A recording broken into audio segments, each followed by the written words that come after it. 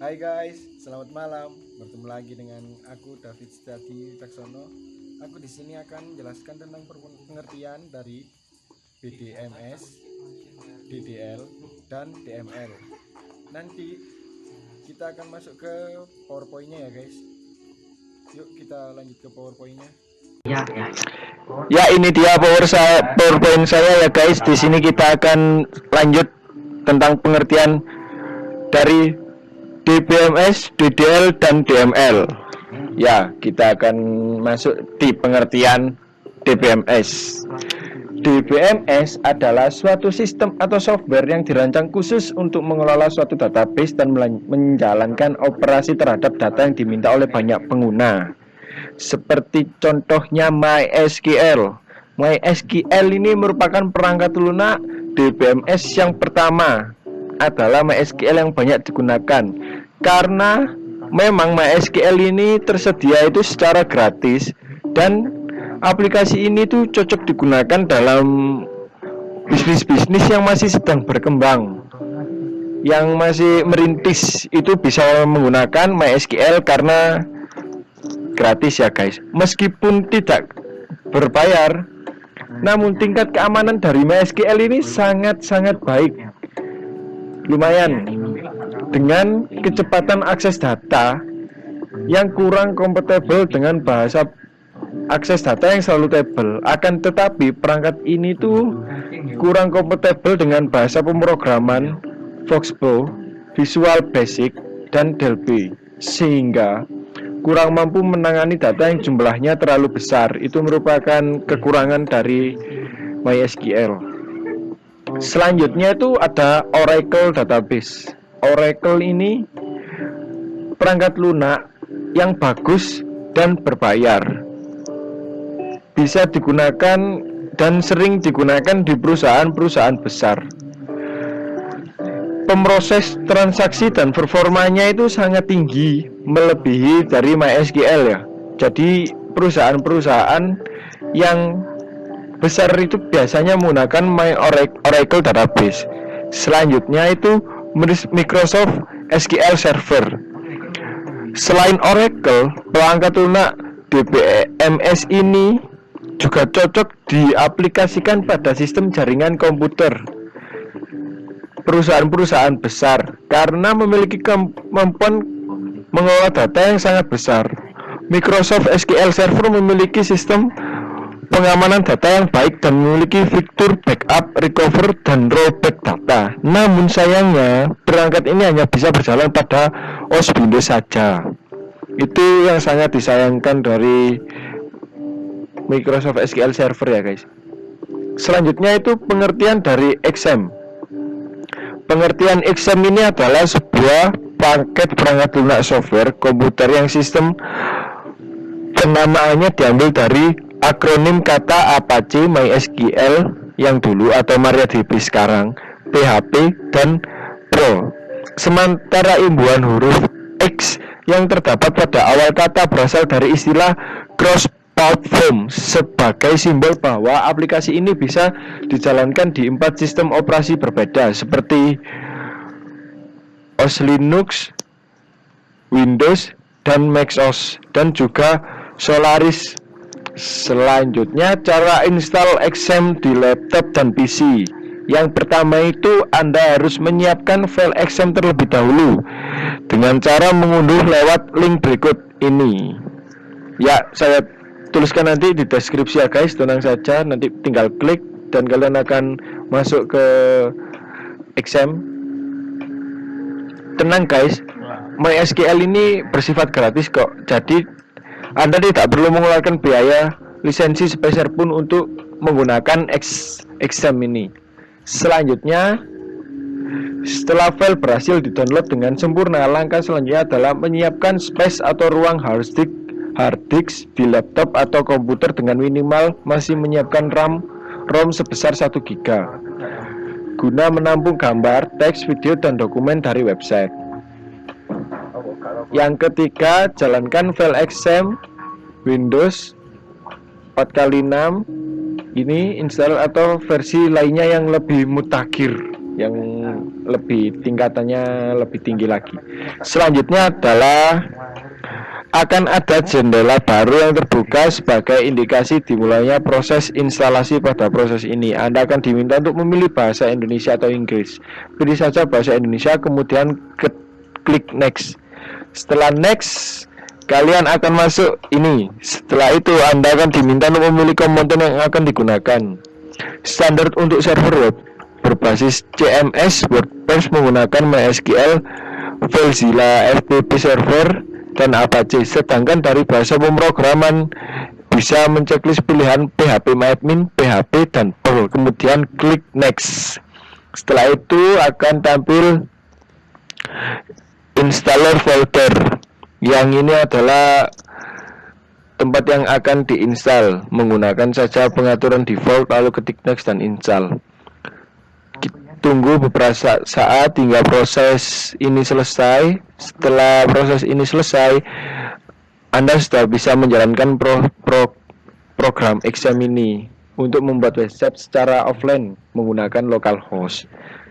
Setelah itu, cara mengakses MySQL dengan localhost. Yang pertama yang kita lakukan adalah kita bisa mendapatkan XM secara gratis baik untuk sistem operasi Windows, Linux, ataupun OS X.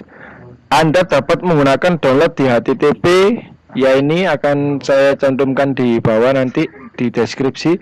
Pilih versi XM yang sesuai dengan versi PHP kamu. Untuk lokasi instalasi biasanya ada di lokasi local disk C. Selanjutnya cara akses MySQL dengan localhost. Yang kedua, untuk mengaktifkan XM silakan klik 2 kali pada logo XM yang telah diinstal. Anda akan menemukan beberapa modul yang terinstal pada XM. Untuk membangun sebuah website diperlukan Apache sebagai website server dan MySQL untuk database-nya. Maka dari itu silakan klik start pada Apache dan klik start pada MySQL. Tunggu hingga server berjalan. Biasanya terdapat tulisan running. Setelah itu kita akan mengakses localhost-nya dengan cara membuat database MyLKS localhost di PHPMyAdmin. XM sudah dapat dilakukan. Sekarang saatnya kita mengaksesnya. Silakan membuka web browser lalu ketik localhost, maka akan muncul gambar berikut ini. Itu artinya proses instalasi XM Anda berjalan dengan sukses. Cara akses MySQL dengan CMD. Ya, soalnya kita akan MySQL dengan CMD ya. Yang pertama, start access searches command prompt. Jadi kita akan masuk di command prompt atau CMD. Maka akan tampil seperti gambar di bawah ini ya, guys. Kedua, ketik perintah seperti gambar di bawah ini. Setelah kalian menyontoh perintah dari gambar di bawah ini, kalian ketikkan show database untuk melihat semua list database yang telah kamu buat. Setelah itu kita akan ketikkan use nama database, contoh use Zeloid. Jadi kalian bisa random dari nama database yang sesuai untuk kalian gunakan. Selanjutnya ketik show table seperti di bawah ini, maka akan tampil tabel dari database yang telah dipilih. Ini saya mengetikkan table _in _Zeloid. Jadi di dalam table Zeloid itu ada apa aja gitu ya. Selanjutnya kita akan ketik select from nama tabel dari tabel Zeloid tadi. Setelah itu ketikkan deskripsi atau text nama tabel catatan.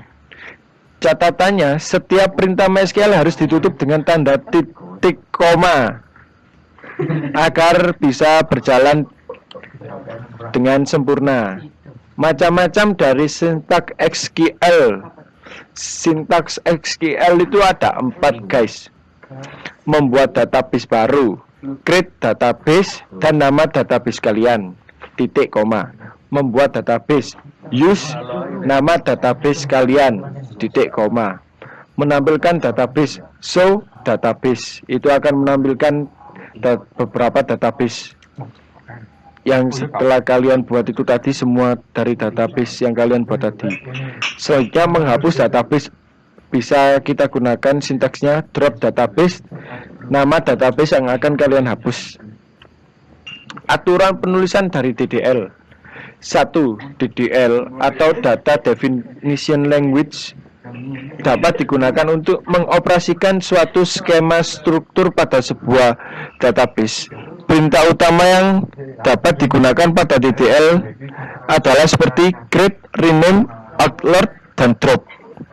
Contoh yang pertama, create tabel buku underscore purpose di intergroup primary key kode underscore buku varchar 20 judul underscore buku varchar dalam kurung 22 5 tutup kurung not 0 tanggal underscore terbit date 0. Contoh 2, bisa kita gunakan alter tabel buku AAD penulis varchar dalam kurung 100 titik koma, atau alter tabel buku drop kolom judul underscore buku titik koma. Aturan penulisan database yang kedua, DML. DML adalah sekumpulan perintah yang digunakan untuk melakukan pengelolaan database seperti membuat baru, menambah, menghapus, dan menampilkan. Perintah utamanya adalah seperti update, delete, insert, dan select. Contohnya select from buku. Contoh kedua, update buku, select judul buku sama dengan programmer, where ID sama dengan 1123. Contoh 3 seperti yang di bawah ini ya guys. Semoga yang saya terangkan dari awal sampai akhir dari awal sampai akhir ini bermanfaat. Sekian dari pengertian dari BDMS, DDL, dan DMS. Nanti kita akan bertemu lagi di video berikutnya ya guys. Tunggu saja dan like, comment, and subscribe ya guys. Terima kasih, bye bye.